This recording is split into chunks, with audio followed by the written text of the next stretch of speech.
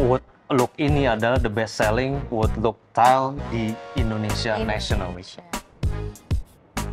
Halo semuanya, selamat datang di rumah kita.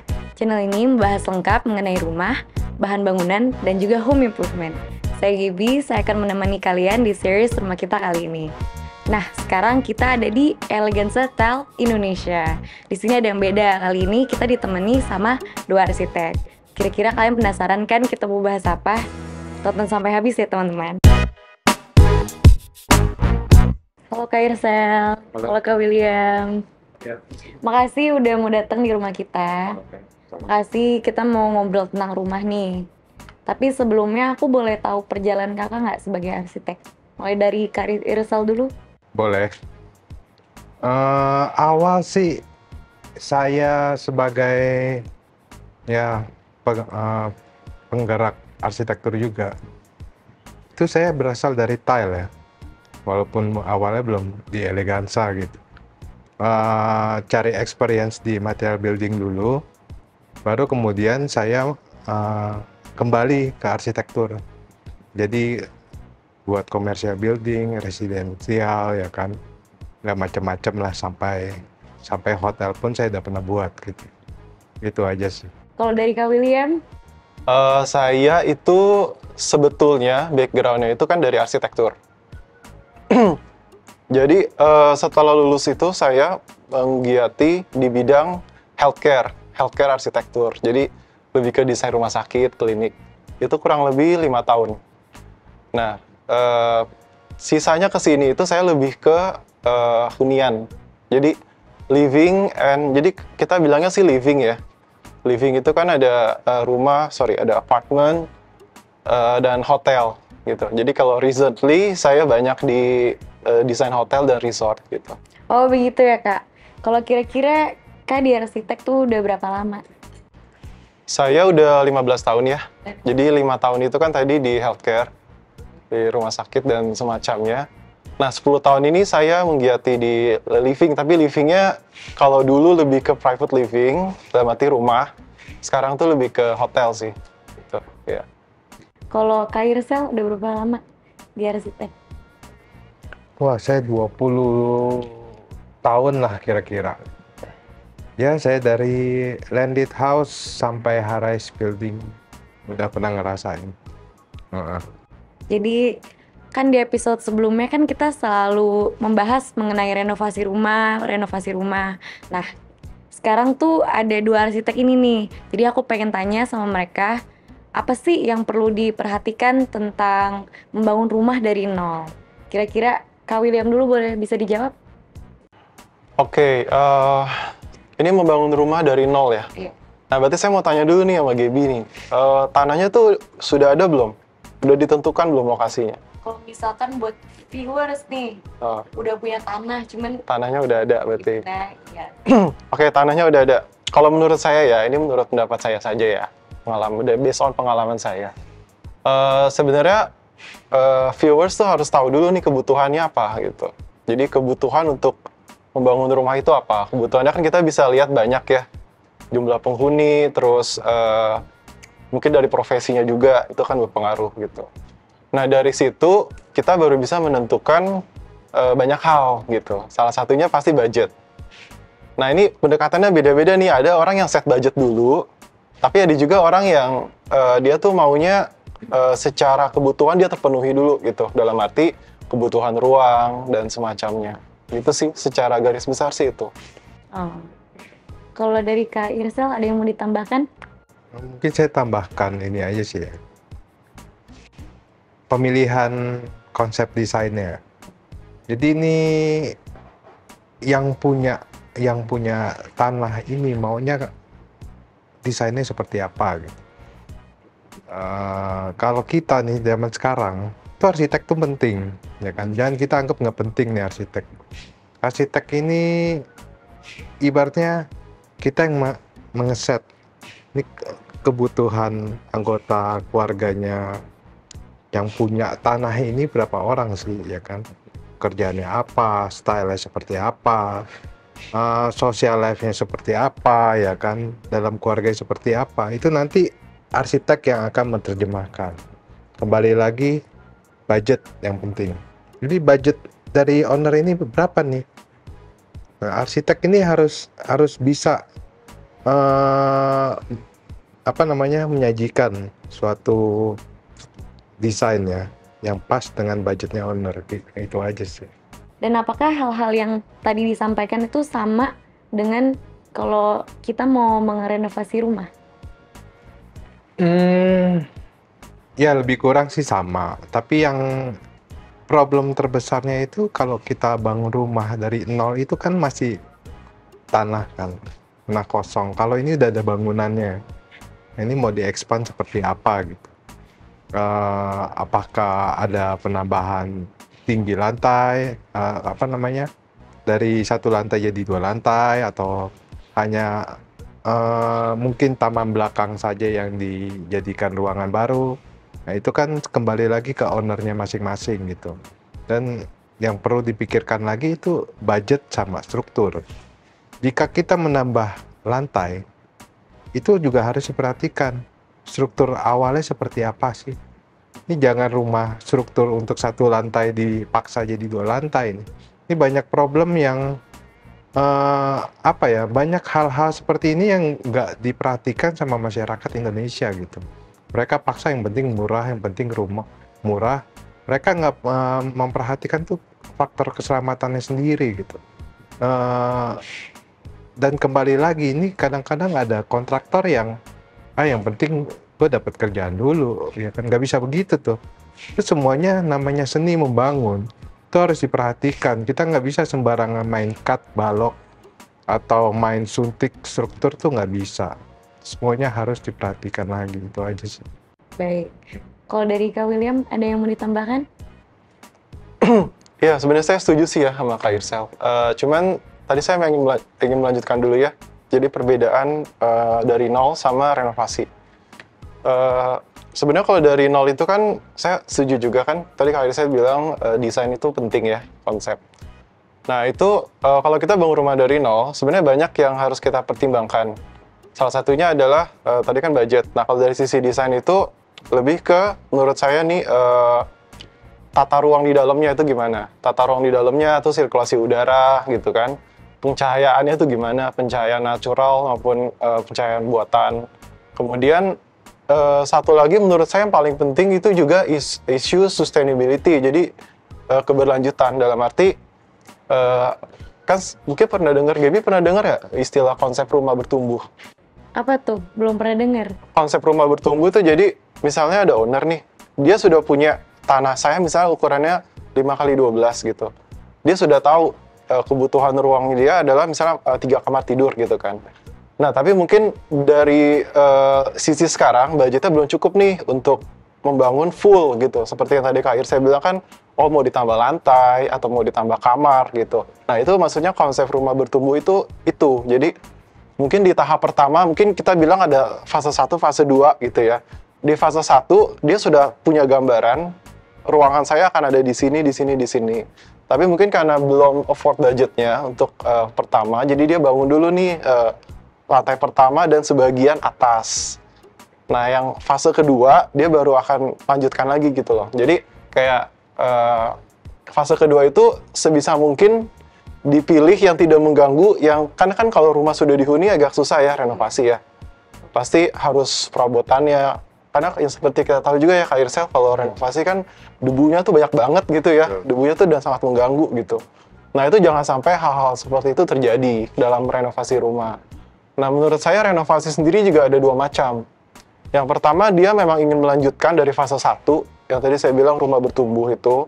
Atau fase kedua, tipe kedua, mungkin rumahnya emang sudah rusak gitu. Mungkin sudah bocor sana-sini, mungkin kalau bangunan kan kalau nggak salah 15 tahun ya. Usianya tuh butuh direnovasi. Dalam arti, udah banyak kebocoran, mungkin catnya udah jelek gitu kan. Nah, atau ada kerusakan-kerusakan gitu. Misalnya lantainya sudah, tanah kan juga bergerak terus ya gitu. Jadi mungkin setiap 5 tahun ada yang bagian yang turun, jadi beberapa keramiknya ada yang mengangkat, pecah gitu semacam. Jadi perbedaannya sih itu ya menurut saya. Jadi banyak hal sebenarnya yang kita perlu consider dalam renovasi. Menurut saya yang paling susah itu kalau renovasi itu kompartemen areanya ya. Jadi area yang masih ditinggal sama area yang sedang dikerjakan itu biasanya berantakan banget tuh. Tanahnya, semennya gitu. Jadi repotnya itu ngatur menyekatnya itu ibaratnya. Gitu. Jadi supaya debu nggak masuk nih ke tempat orang yang tinggal gitu. Terus belum harus pindahin barang gitu. Belum kalau misalnya kamarnya ada yang mau diperbaiki kan berarti kan yang tidur di kamar itu harus pindah dulu kemana gitu. Oh itu susah banget sih, dan itu ke budget juga ngaruh banget tuh biasanya. Apakah dia harus sewa dulu rumah gitu atau gimana. Gitu sih. Ya. Yang pasti lebih mahal renovasi ya. Pasti, dan lebih sulit. Pasti. Betul. Makanya konsep rumah bertumbuh itu penting menurut saya. Seperti Kak Irsel tadi kan bilang, oh arsitek tuh penting nih gitu. Karena dengan ada arsitek, at least dia punya gambar gitu loh. Ya, ya nggak cuman arsitek sih penting. Ya. Jadi, semuanya lah yang include tuh. Arsitek, desain interior, orang sipil, ya kan. Iya, setuju. Terus orang landscape. Banyak nih.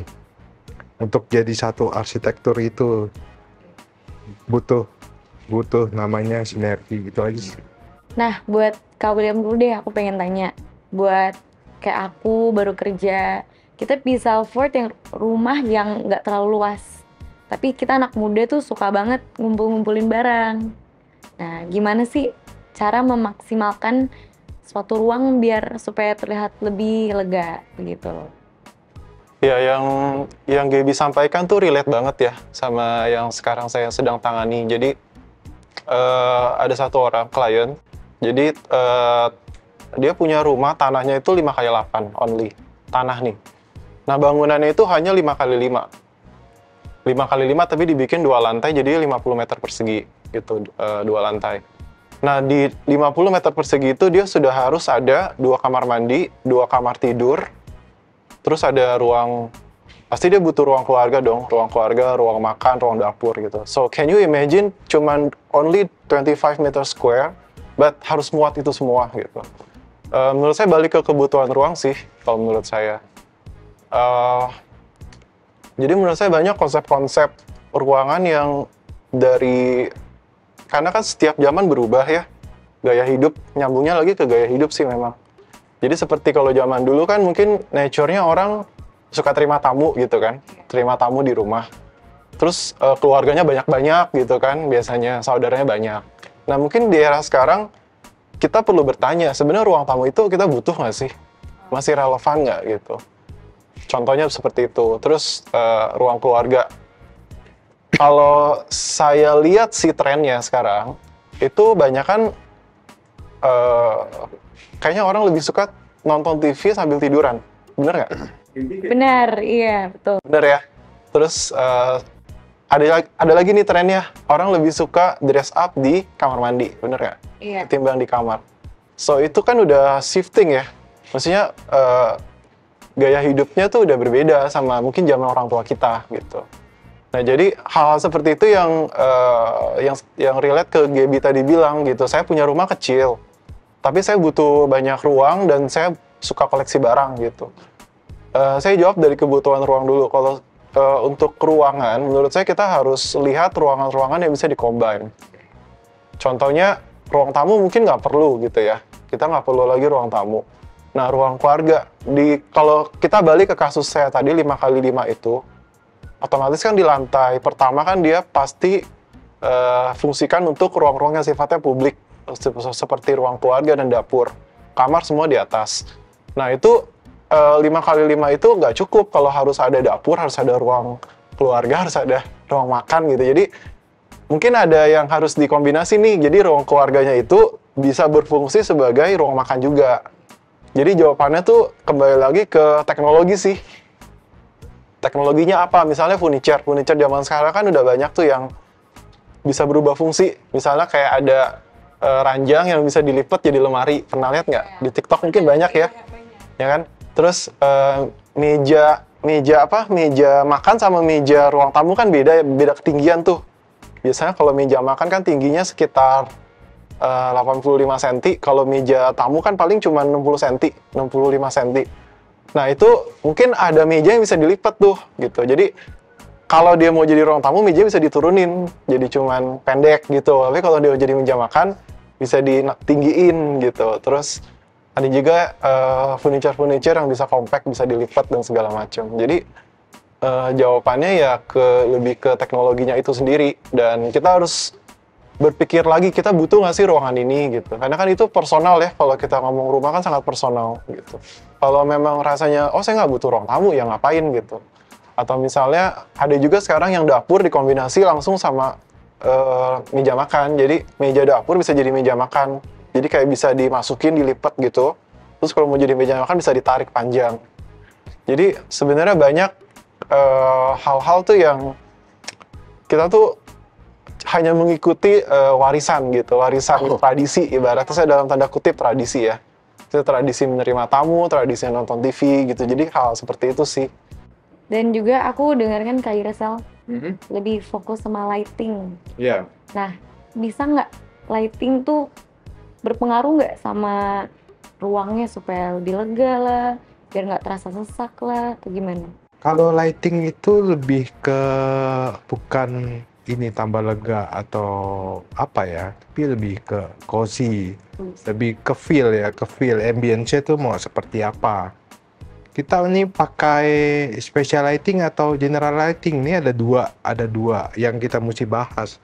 Ini banyak banget masalah tentang lighting. Special lighting itu kalau kita di hotel bintang 4, bintang 5, kenapa warna lampunya kok kuning ya? Kuning itu biasa 3000 Kelvin atau 2700 Kelvin. Nah itu kenapa sih warna begini? Karena kita tuh maunya istirahat, ya kan? Maunya santai. Jadi Kelvinnya pakai yang kecil. Tapi kalau misalnya untuk belajar atau kerja, orang naikin lagi nih, maunya pakai 4000 Kelvin. Itu kalau rumah sakit, ya kan, itu pakainya kenapa 6500 gitu, biar terang. Jadi di sini nih faktor psikologi juga pengaruh.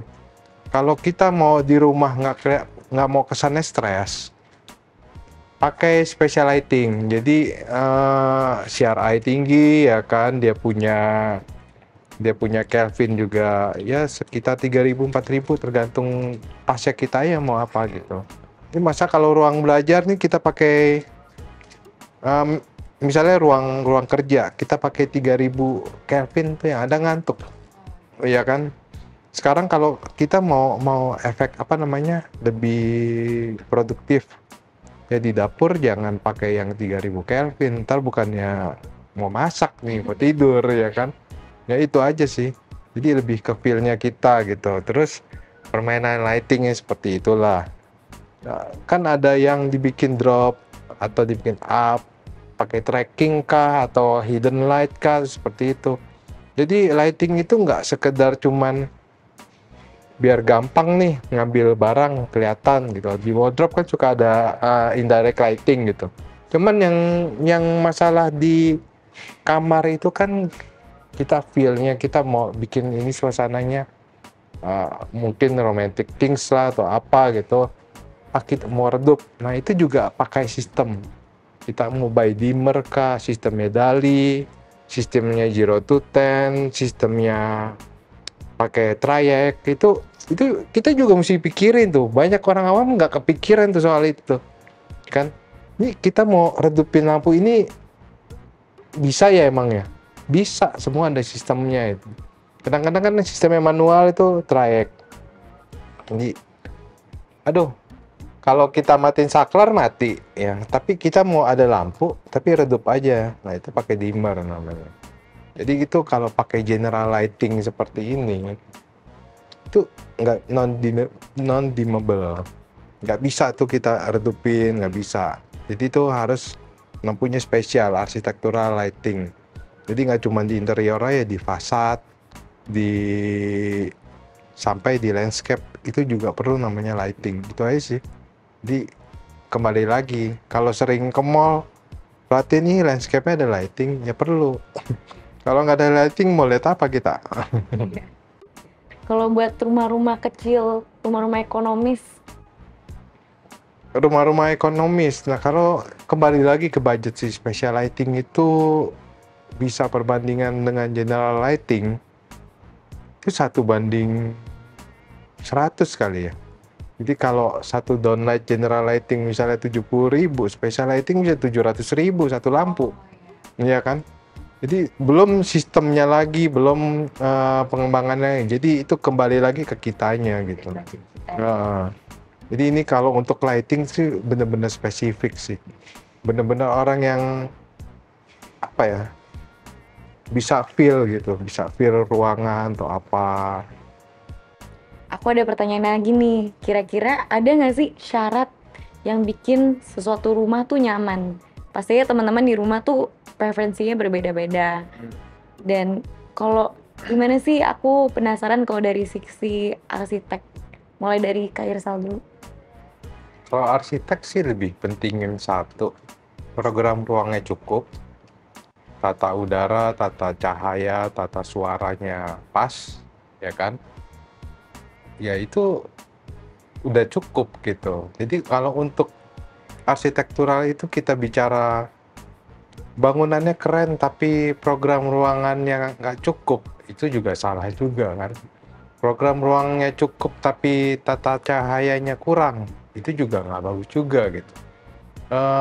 Semuanya udah komplit tapi ini rumah berisik banget ya, itu juga salah gitu. Jadi semuanya harus diperhatikan. Jadi arsitektural itu kita nggak bicara sebuah bangunan, tapi dari landscape sampai bentuk arsitektur itu sendiri, itu aja sih. Dan kembali lagi sang usernya, bisakah menciptakan kenyamanan bagi rumah atau bangunan itu sendiri, itu sih. Yang penting apapun rumahnya, kalau happy family ya pasti happy-happy aja. Oh, dari Kak William, ada yang mau ditambahkan? Sebenarnya terwakili sih dengan Kak Irsal ya. Cuman kalau bagi saya ada dua hal nih rumah nyaman. Pertama karena lingkungan, kedua karena rumahnya itu sendiri. Kalau karena lingkungan kan we cannot do anything about it kan, karena kita nggak bisa kontrol di luar rumah kita. Yang kita bisa kontrol ada dalam rumah. Kalau menurut saya di dalam rumah itu, dari pengalaman saya ya, kalau salah mau dikoreksi. Nomor satu itu sirkulasi udara. Karena kalau di rumah kita bayangin ya, udah kecil, pengap, lembab, itu mau kayak gimana juga pasti nggak akan nyaman gitu. Nggak usah jauh-jauh sih, kalau kita pergi ke satu tempat atau restoran ya, kalau panas aja kan biasanya kayak, kok panas ya? Nggak jadi makan gitu. Jadi kalau bagi saya nomor satu tuh sirkulasi udara gitu, harus sejuk. Nah, sirkulasi udara itu akan nyambungnya tuh kemana-mana gitu. Jadi ke ruangannya gitu, terus ke ruangannya sih yang pertama sih. Nah, selebihnya tuh baru kayak warna. Warna juga menurut saya sangat mempengaruhi ya. Karena kayak kalau kita di ruangan yang misalnya putih semua atau ada beberapa colors gitu, pasti beda sih rasanya. Nah, warna erat kaitannya dengan lighting pasti. Lighting kalau terlalu terang juga nggak nyaman, tapi kalau terlalu redup juga bagi sebagian orang, ada orang yang nggak suka redup loh. Maksudnya, ada orang yang nggak suka terang. Contohnya saya sih. Saya tuh nggak suka ruangan yang terlalu terang. Ini personal saya nih, bukan dari arsitek ya. Yeah. Tapi ada teman saya tuh yang dia sukanya terang banget gitu. Jadi kalau di situ kita udah bermain ke selera gitu, selera masing-masing orang. Tapi kalau Gaby nanya saya, nomor satu tuh sirkulasi udara. Nah, aku nih udah tahu nih cara improve supaya rumahku lebih nyaman dan juga ruangnya lebih lega lah. Aku tuh punya pengalaman di kamarku, dulu lantainya putih, tapi sekarang diganti jadi wood. Aku ngerasa tuh beda banget. Nah, menurut Kak Irsal dan juga Kak William, tile itu ngaruh nggak sih untuk kenyamanan suatu ruangan dari kacamata para arsitek? Oke, tadi pertanyaan Gaby, tiles ya? Iya. Tiles atau lantai? Iya. Saya perlu luruskan dulu ya, kalau lantai itu tidak hanya tiles sih, jadi banyak. Sekarang tuh ada tiles. Tiles itu berarti keramik ya, kalau orang awam taunya keramik atau homogeneous tile HT. Terus ada juga batu alam seperti marmer dan segala macam. Terus kayu sendiri pun sekarang ada bahan bangunan yang dia keramik tapi looks-nya kayu gitu. Ada juga kita bilangnya komposit ya, SPC, jadi stone panel komposit. Jadi dia looks-nya kayu, Tapi sebenarnya dia campuran antara bahan yang terfabrikasi lah gitu intinya, campuran plastik dan apa gitu saya lupa. Kalau Gaby tanya saya, menurut saya berpengaruh terhadap kenyamanan. Menurut saya ada dua nih, kenyamanan sama ketahanan. Jangan lupa ketahanannya juga. Kalau ketahanan itu kan kita bicaranya kualitas ya. Kalau kita pakai keramik atau tiles tadi bahasanya, dengan kayu kan pasti beda feels-nya. Dari ketahanannya juga beda gitu. Misalnya kalau tiles kan pasti lebih tahan air, lebih tahan cuaca, rayap. Tapi kalau kayu kan pasti nggak tahan air, gitu. Perlu ada treatment khusus lah gitu. Kalau kenyamanan itu menurut saya lebih ke warna dan tekstur. Ada kan orang yang suka tekstur lantainya itu agak bertekstur gitu. Ada juga yang sukanya licin, dingin gitu. Jadi menurut saya itu sih faktor-faktornya. Kalau dari Kak Irsal, ada yang mau ditambahkan? Kalau dari saya paling mungkin saya cuman kasih ralat di kalau natural texture seperti kayu atau tiles ya. Ya kayu itu feels-nya itu warm. Kalau tiles itu sebetulnya cold, jadi tergantung motifnya lagi gitu. Ya, selama kita pakai tiles itu motifnya flat, misalnya grey, ya itu kan kesannya cold banget tuh. Kalau cold itu jadi feels-nya apa ya, jadi orang kaku atau apa, kembali ke psikologinya lagi.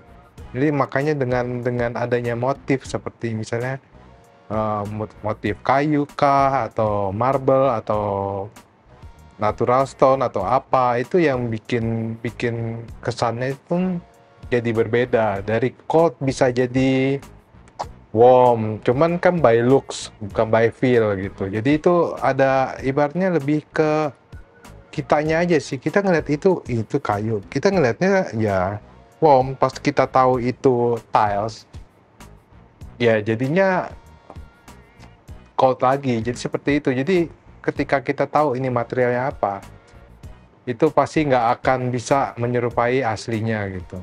Nah, jadi kembali lagi, kalau untuk tekstur permukaan, tergantung juga kebutuhan. Kalau kita di carport, kita pakein yang polish, tekstur polish ya, itu mobil bisa kepleset gitu. Ya kan, kalau hujan atau apa. Kalau di kamar mandi kita pakai yang polish nih untuk flooring, nah itu juga kita juga bisa celaka kan di kamar mandi itu. Jadi kita harus bisa pinter-pinter nih menyesuaikan. Oh ini wet area, kita pakai semi polish kah atau pakai unpolish kah matte, ya kan? Atau pakai yang rough gitu, yang kasar. Jadi itu kembali lagi ke selera. Kalau pakai yang semi polish itu kita mesti tahu nih daya ininya seberapa kuat ya kan? Dia punya daya apa namanya, pengereman ya, dengan kulit manusia itu seberapa kuat. Itu kita mesti tahu, nggak sekedar ini kerennya pakai kata atau pakai apa ya kan, ini kerennya main pasang aja, dia nggak pikirin nanti kepleset kah atau apa gitu. Itu yang kadang-kadang ya banyak faktor sih yang harus diperhatikan dari tiles itu sendiri dan fungsinya mau apa ya kan. Kita mau pakai mosaik misalnya di dinding dapur kan banyak yang bilang oh ini keren, tapi pas nanti udah masak minyaknya nempel-nempel, aduh pusing gitu. Nah, itu kan kadang-kadang kita sebagai arsitek atau desain interior harus kasih masukan nih ke owner. Ini ntar kesulitannya seperti ini, kalau seperti ini gitu. Kalau saya lebih senang pakai slab besar ya kan, misalnya di dinding dapur, yang ngelapnya gampang, nggak bernat, nggak apa gitu. Jadi nggak ada bakteri lah, minimum bakteri yang tersisa di situ gitu. Atau kenapa di rumah sakit harus materialnya, kenapa nggak pakai tiles sih, harus pakai vinil tuh? Kenapa ini? Ya karena itu kembali lagi fungsinya buat apa. Kalau rumah sakit itu kan, kalau kita tiles itu bernat, mereka akan simpan bakteri. Kalau pakai vinil yang lembaran besar, itu minimal bakteri. Jadi tergantung dari kita. Kalau mau bicara kekuatan, ya tiles yang kuat lah. HT, ya minimum keramik lah, masih oke gitu. Dengan cara pemasangan yang benar itu bakal awet. jangan keramik dipaksa pasang tampanat nih, kita meletus. Iya kan? Ya materialnya kuat, tapi pasangannya salah, meletus gitu. Sama seperti HT. Kalau HT kan dia masih adalah pori-pori tapi nggak banyak. Tapi seenggak-enggaknya dia masih bisa dipasang lebih tipis dibandingkan keramik gitu. Nah, last question nih. Kan kita sekarang ada di showroom Eleganza Tiles Indonesia. Aku pengen tahu dong experience kalian berkolaborasi dengan Eleganza Tiles. Mulai dari Kak Ir. Kalau saya ya, desain itu mungkin saya disupport Eleganza tuh by motif. Jadi mereka berani kasih saya tuh bank motifnya mereka ke saya. Di waktu saya set up untuk flooring atau finishing flooring atau wall tile itu jadi saya udah nggak perlu minta showroom sana, showroom sini. Jadi itu satu sih menangnya Eleganza ke saya. Terus kedua, jujur sama Eleganza tuh saya termasuk deket ya. Saya minta showroom hari Sabtu atau Minggu buka loh. Customer saya mau lihat. Itu mereka buka. Itu nggak cuma di Eleganza. Di tempat lain pun juga ada yang mau bantu saya juga seperti itu gitu. Tapi yang lebih mungkin lokasinya juga gampang atau ya bukan di apa ya maksudnya ya, bukan di tempat yang terlalu macet, jadi customer kalau kemarin juga gampang gitu. Jadi buat saya sih ya memudahkan aja, display dia juga oke. Terus mau bantu saya, mau support saya, ya akhirnya kebanyakan customer saya pakainya Eleganza gitu. Kalau Kak William, Jujur, saya pertama kali kenal Eleganza itu justru dari itu tuh motif mozaik keramiknya. Jadi pertama kali jatuh cinta, istilahnya sama Eleganza itu dari mozaiknya justru. Dari yang hitam itu sama yang ini sih motif itu. Jadi memang dia motifnya saya cari di brand lain nggak ada ya. Kan kalau kita sebagai arsitek atau interior kan biasanya idealis ya gitu. Nggak pengen desainnya tuh sama gitu sama orang lain. Jadinya ya udah cari ini kayaknya bagus nih gitu. Jadi pasti combine ternyata bagus gitu sama. Emang kita combine produk juga sih pasti. Nggak semua yang Eleganza gitu. Kita pasti ada combine produk sama brand lain. Tapi memang dia punya suatu karakter sih kalau menurut saya. Punya suatu identitas gitu. Kalau saya memang dari mozaiknya terus and then saya ngelihat yang produk-produk lainnya gitu. menarik sih jawabannya, berarti lulus ya. Nah, itu aja teman-teman, ngobrol-ngobrol asik bersama Kak Irsel dan juga Kak William. Makasih banyak Kakak udah dateng, udah bagi ilmu. Nah, dan juga teman-teman di rumah kalau misalkan mau kontak mereka, langsung aja kontak mereka ada di bawah. Emailnya, info kontaknya. Tapi ini bukan akhir dari perjalanan aku sih. Nanti kita masih ada jalan-jalan ke showroom Eleganza Tiles. Tunggu sampai habis ya videonya.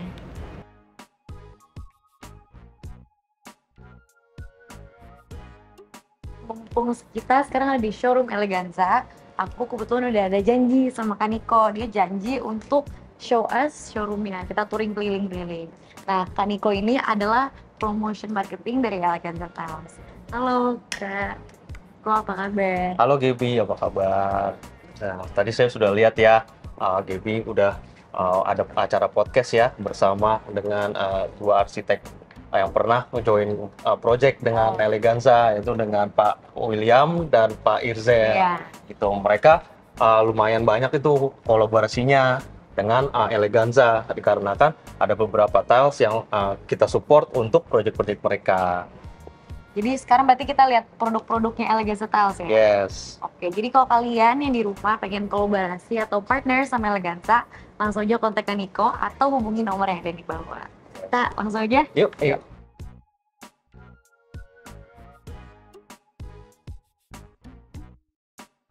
Nah, di rumah kita ini kan selalu ada tradisi di mana company tuh menceritakan perjalanannya sampai sekarang. Jadi kalau Kaniko boleh kasih tahu nggak perjalanan Eleganza Tiles Indonesia dari dulu sampai sekarang bagaimana? Yes, boleh dong Gaby. Jadi pada awalnya PT Eleganza ini adalah joint venture perusahaan PT Catur Sentosa Adi Prana Tbk dengan Eleganza USA. Nah, seiring berjalannya waktu, PT Eleganza itu berdiri di tahun 2010 dan mulai beroperasi di tahun 2011. Nah, PT Eleganza ini adalah importir untuk porcelain tiles dan granite tiles yang mengimpor bahan-bahan dari Eropa dan China. Dan sampai sekarang ini PT Eleganza sudah memulai bentuk proyek dengan banyak sekali, sampai 750 proyek di seluruh Indonesia. Jadi Eleganza itu tuh berfokus kepada proyek pembangunan seperti gedung-gedung dan juga perumahan. Nah, kira-kira Kak Niko boleh kasih tahu nggak proyek yang berlangsung atau iconic project deh yang supaya teman-teman di rumah bisa lihat produk nyata dari Eleganza itu sendiri. Yes, betul sekali Gaby. Puji syukur pertama kali saya ucapkan karena para pelanggan kami telah mempercayakan produk-produknya dan rumahnya untuk disupport dari tiles kami. Ada beberapa notable yang bisa saya ceritakan, project yang lagi ongoing maupun yang sudah selesai. Ada satu rumah di Depok di perumahan Bella Casa. Nah, itu lantainya kita support dengan tiles kita, dan juga ada beberapa tiles, model tiles yang kita support untuk kolam renangnya dia yang punya rumah. Nah, terus yang kedua adalah kita ada waktu itu ada project di Hotel Swiss Bell di Yogyakarta. Yang ketiga adalah kita ada project di Hotel Shiro Isika di Jalan Ketapang di Jakarta Barat. Lalu ada juga restoran Yolo di Tanjung Duren. Dan yang terakhir adalah kita ada beberapa perumahan dan proyek-proyek di seluruh Indonesia. Oh yes. Nah, teman-teman yang di Jogja bisa lihat di Swiss Bell ataupun yang di Jakarta, nggak jauh-jauh kok. Ngomong-ngomong, pas aku masuk ke dalam, aku lihat showroomnya, wah banyak banget nih tiles yang menarik. Dan aku penasaran, pengen lihat produk-produk yang best seller gitu. Bagaimana kalau kita tour? Ayo kita lihat, dan sekalian juga saya mau kasih tahu top 3 best produk dari kami. Ya, boleh.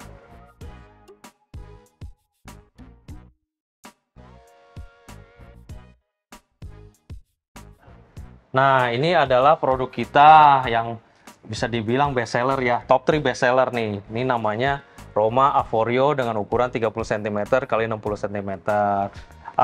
Produk ini memasukkan desain klasik ke dalam unsur modern gitu. Dan di sini perpaduan warna ada 3. Ada 3. Warna putih, warna krem, dan warna abu-abu.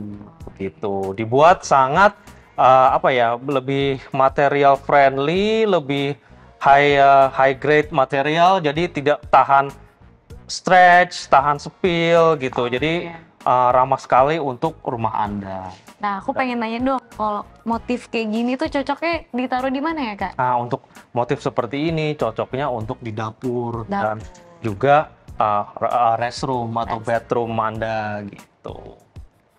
Nah, ini dia produk yang kedua yang bisa dibilang best seller juga, dengan nama Marble Moderne dengan warna grey, ukuran 60 cm x 120 cm.